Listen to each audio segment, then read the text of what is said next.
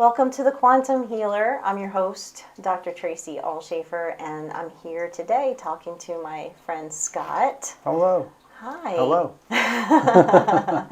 We're going to be talking about CranioSacral Therapy today, which is, I don't like to call it a massage, but I guess it's a type of It's a type of what I use therapeutic body work. So massage is a type of therapeutic body work. Incorporates a lot of methodology, can incorporate a lot of methodologies around massage and massage techniques, but it is specifically different in its approach. Yeah.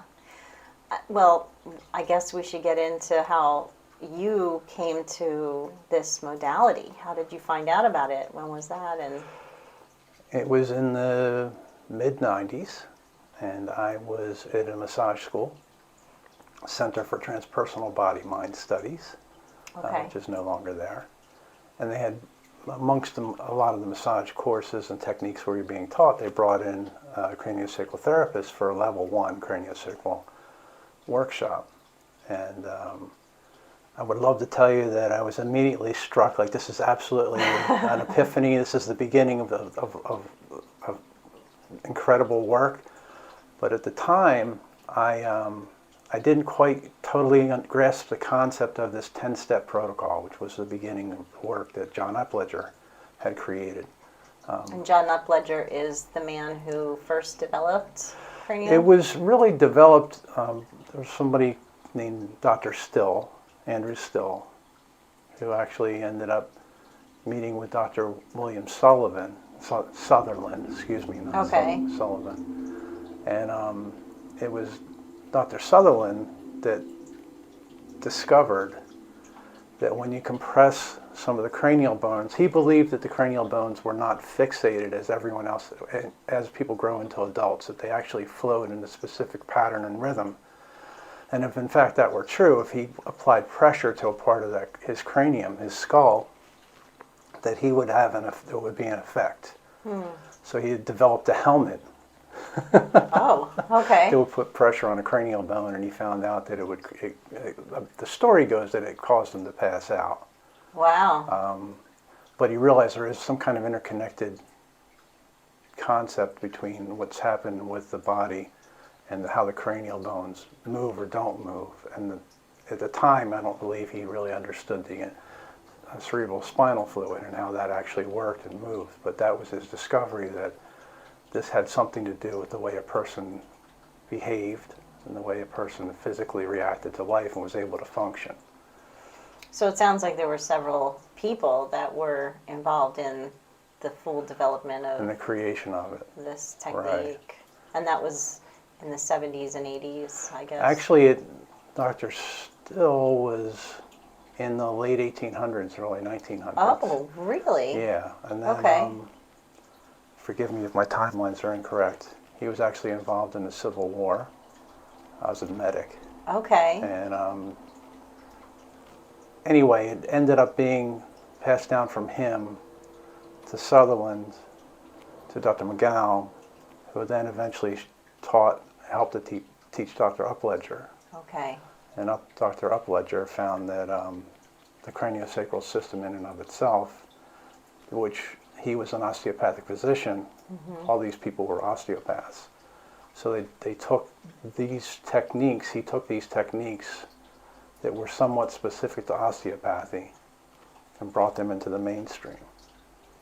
So just to back up for people who don't maybe understand all the terms, Right. We're talking about cranium, which is the head or the skull more precisely, and then sacral is the sacrum, or Right.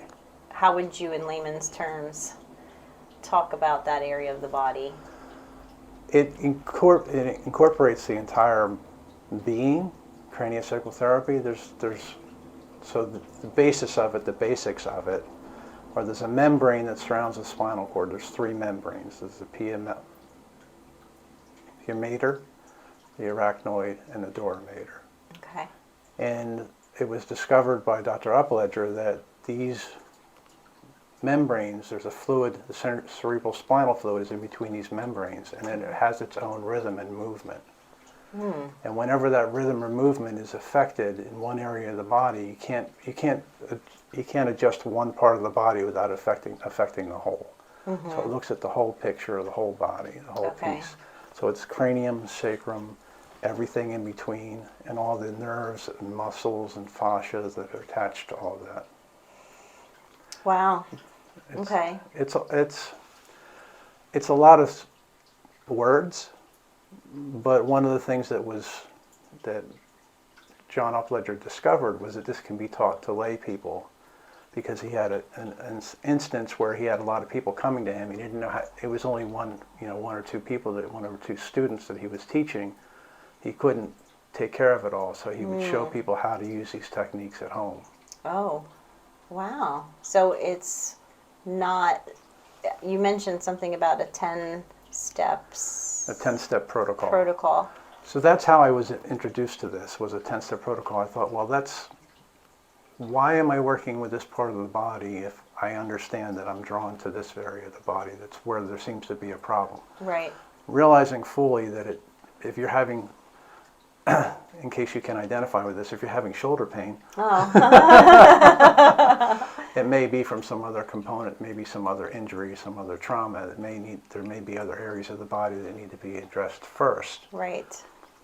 So I don't know. I'm not saying there's something the teacher did that I didn't get. I think that's really what it was. I just didn't get it. And it wasn't until years later in the 2000s, it was probably about 2000, that I ran into a medical doctor who was a chiropractic doctor, and all that she did was CranioSacral Therapy. Wow. And she said there was an incident on a reservation that somebody got hurt, and she asked me, she said, I understand you do therapeutic body work, you do energy work, can you help me? So we worked on this individual together, and I was like, it was like we were completely in sync, talking the same language. And after the session, she said, you have to learn how to do this. She took me under her wing. I was flying back and forth to Seattle, to Wisconsin, and getting training from her. So that's kind of how I came about, the roundabout way of describing what it is and how I came about doing these techniques. So you only do craniosacral therapy now? Is that your niche work? Or? That's my niche work. I do some distance work, some consultations over the phone, but my main umbrella is craniosacral therapy. And of course, because I have a background in so many other adjunctive therapies, Reiki, massage, shiatsu, reflexology, I do incorporate some of those things into each session. Yeah. And the idea being that we address the person where they are. And what their needs are in this particular moment as they're showing up. And would you say that you're also, I don't know if you want to use the word, in like meditation or channeling or something, that you're just kind of connecting with whatever the person is needing at that time? I think that the work that I do is very intuitive, as I have a strong background in intuition and creating and cultivating that. But this type of the cranial work can be taught to just about anybody, and I believe we all are intuitive. We just kind of ignore that aspect of self. But the work that I do is more intuitive. So the idea is that there's an inner physician, right? And that this inner physician, which is your whole being, given the right resources, the body will heal itself. So all I'm doing is paying attention and listening to what that body is presenting to me, what that whole being is presenting to me. As many times I have people come in where they're like, how do you know that about me? It's part of our energy field, whether you want to call that mysterious or spiritual or intuition. It's part of that energy field that can be picked up. And I work with that, and that helps to feel the rhythm of the cranial system. So it's the intention and attention. That's really what I like to think of it. That's the reason why it works so well. And would you say that you kind of put yourself out of business when you work with people? I think it's I do say that a lot to clients. I say, this is the only job that I know of where that my job is to not have this job. Right? Which is kind of backwards, but it Yeah. feels good to be able to help people and to be of service in a certain way. Yeah, yeah. I mean, I think that any good healing arts practitioner, that's kind of a good problem to have. And then, word of mouth, people kind of talking about your skills or how you've helped them in different ways. That's how you continue to get, clients or someone like me. I've known you for how long? And I Over think I had a 20 years. session with you 20 some years ago, and I think I sent my mom to you many years Yes. ago.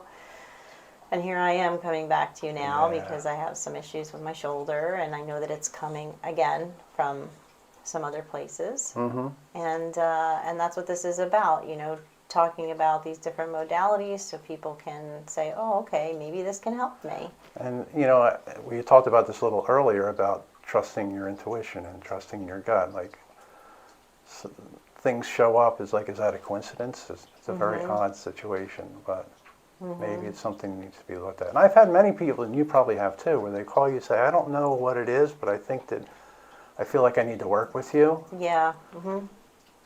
And I think that it's important that we trust those aspects of self. Yeah, definitely. Definitely. And I feel also that, maybe it's the time we're living in, I don't know, but it seems like these synchronistic events are happening a lot more often, and more people are starting to feel them or see them or discover them and follow these paths, which, led by intuition. Right. And I think people are starting to realize there's more day-to-day, everyday things or stuff that we're missing out on. Like, not necessarily why do things happen, but what's going on with that? Is there information that I'm not picking up on? Or why do I feel this way? Is it something with the planets aligning? Is it something with, and paying attention to the way they're feeling and what is dictating that type of feeling to them. And then we produce those thoughts. So the cranial work gets into a lot. It can get into not only the physical aspect of self, but also it deals with the entire being, spiritual, mental, emotional, and physical. Yeah. There's an imbalance in the system. It will present itself, in the craniosacral system, it will present itself within the body as a lack of flow or a restriction of movement. Yeah. So when someone comes to you, like me, with some issue with their shoulder, you're still going to the cranium and the sacrum for feedback. You're not going into the shoulder. So. Not usually. I don't always just go directly into the area, because sometimes there's some other places of the body that need to start moving and flowing and be in alignment with that injured part, so that it can feel the release or get ready to be able to be released or to be open enough to do it. Okay. And everybody's different, and the same person can come in different days and present differently. And people usually do. People usually do. Yeah. Some people don't realize how much of the parts of the body are affecting their own mental well-being until they've had a treatment or a session, and then they realize, wow, I see differently, I feel differently, and it's challenging to explain. It really is, but I could sit here and tell you what happened, what I did, but is that really truly what the entire details of the explanation of how it shifted you into a positive way of being?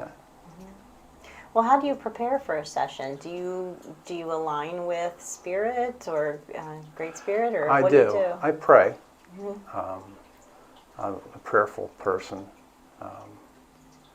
and sometimes on my way into the office, I always pray when I get to the office. I always pray at the office in a specific way, and sometimes on my way into the office, a person's name who's coming in that day might pop into my head, and I may see something that could be indicative of what will happen during the treatment process that day. So I just pay attention and align my thoughts with that person and create that intention for myself.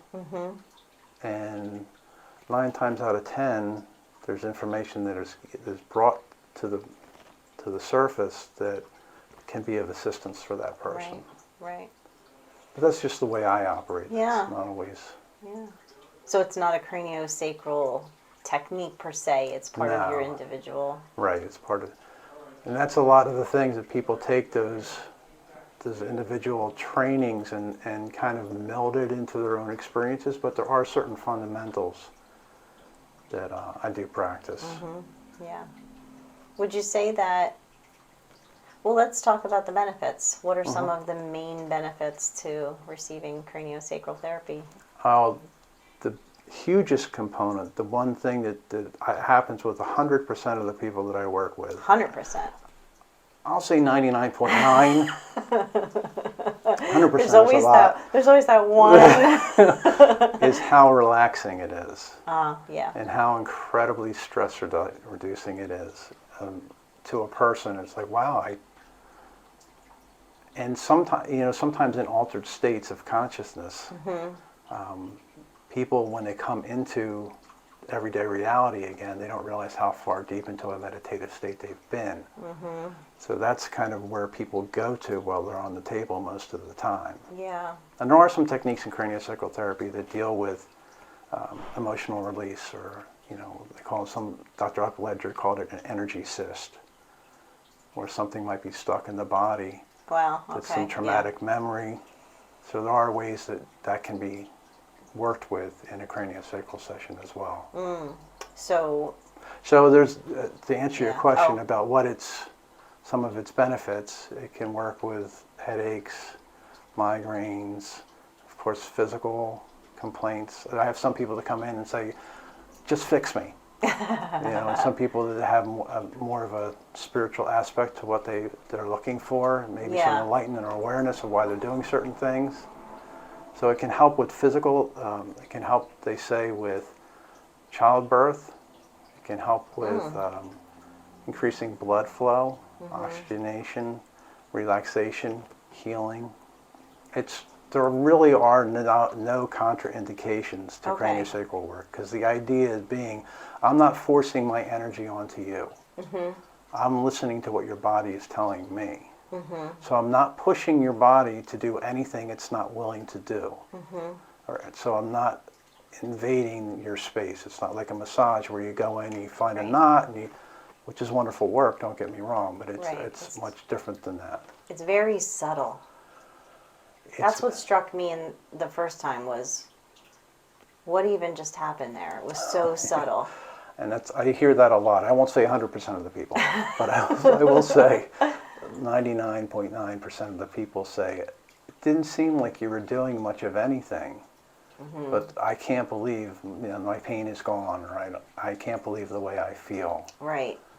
They say that craniosacral is the weight of a nickel laying on the skin. You don't use anything a little bit more, anything heavier than that. Okay, that's But light. it's very light. There are times where I will push deeper on a particular muscle or system in the body, so that conscious mind gets in touch with the unconscious patterns that are being held.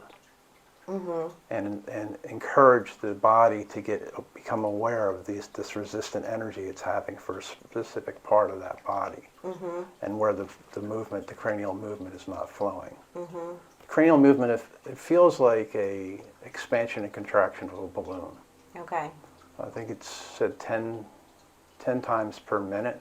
And are you talking about the spinal fluid itself? The spinal fluid will flow if it's flowing naturally without impedance, without blockages.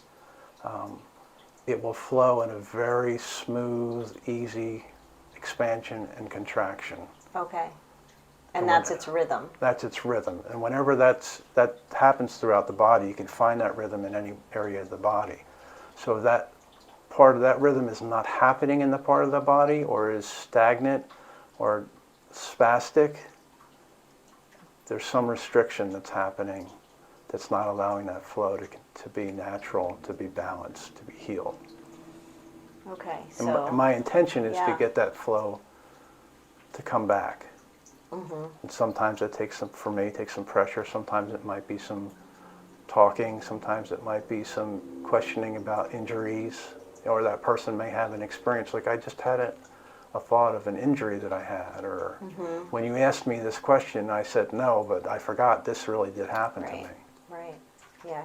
Tapping into some unconscious memory or trauma or pattern or whatever. So that's very interesting.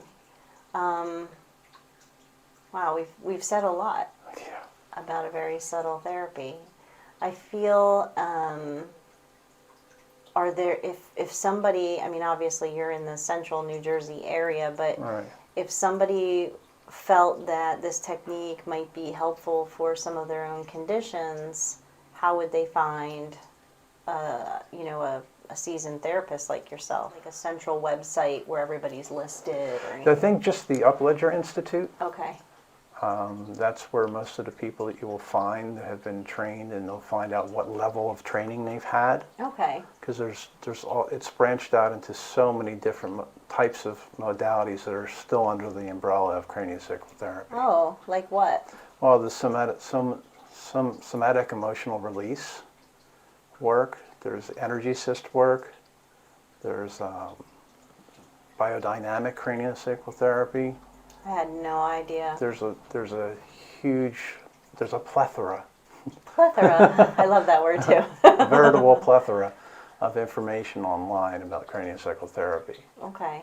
Is there anything else that you want to add to this before we do a little mini session? I just think we could talk all we wanted about the techniques and why it works and how it works. I would suggest that if somebody is interested interested in craniosacral therapy, that they just try it. Yeah. Because experience is the best teacher. Absolutely. Yeah. And, I'll show a little bit of it, but I'm not showing the whole thing. But it gives everybody a sense of, as long as you can get onto a table and lie down, can you do it seated if somebody yes, is you can in a do it chair seated. and can't? Okay. You can do it seated. And it's fully clothed, so it's extremely non-invasive. Like you mentioned before, it's super subtle. Right. Very, very subtle work. Right. Yeah. So I'm excited to have a little session. Yeah. Let's get to it. Since I have this one injury, just to kind of check in with it in the beginning, and then after the treatment, kind of check back in and see if I've had any direct, change or shift. So I'm experiencing more of my pain in my elbow lately. All right. And I definitely feel a little something in the neck. So I feel like it's, this is where my biggest pain is. But for some reason, if I'm not moving, I'm still feeling a lot of pain here. Yeah, you're restricted in the nerve there. Do you have pain in numbness in your hand?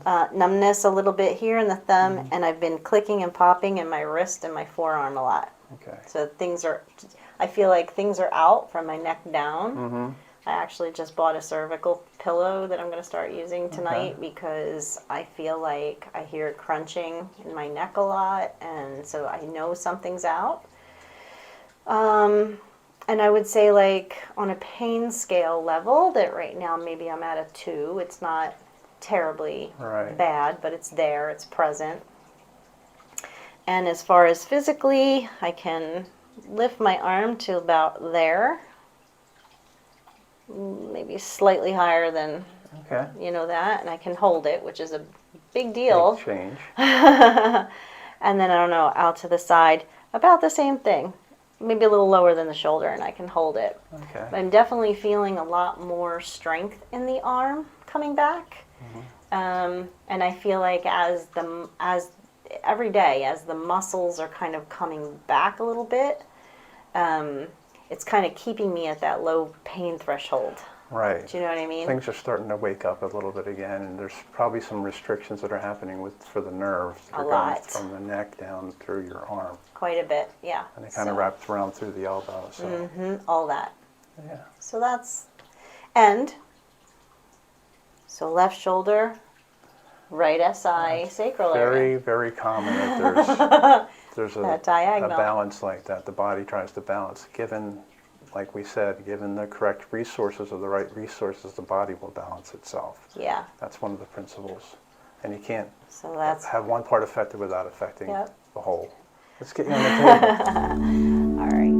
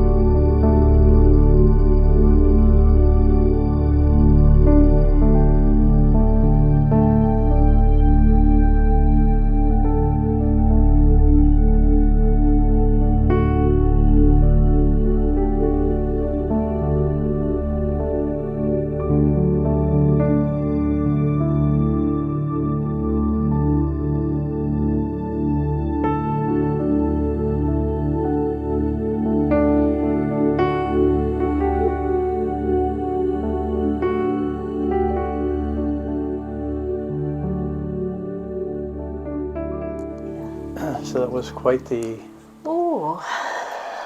Wow. journey. Yeah. That How was you a doing? lot. That was a lot. That was a lot.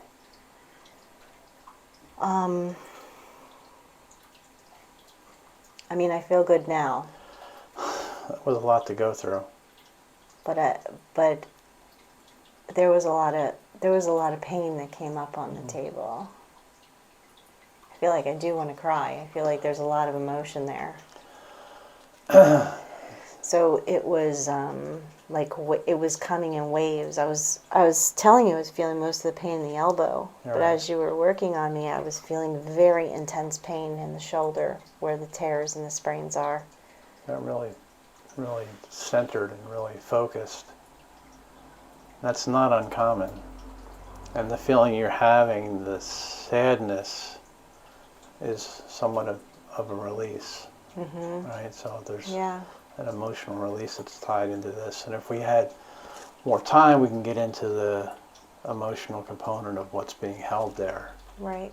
How's your movement? Oh, let's see. I mean, it feels better. Right. I know you're afraid to move it. But there wasn't some, just for people out there, it wasn't intense pain. Whoa, much more fluid and higher. Yeah. I don't want to hold it too long because then it hurts. Yeah, there's, as with any kind of pain, there's fear associated with it. But I feel, look at that, a little higher. A little higher, a little less pain. And less pain holding it out at the side than holding it up. Mm-hmm. See what happens with, you may have dreams, you may have some emotional recurrences, something that kind of is brought up emotionally, Yeah. some sadness, to allow yourself to be able to grieve. I'm sure that you will. Thank you so much. You're so welcome. So Very welcome. appreciative of your time and your energy. Get better.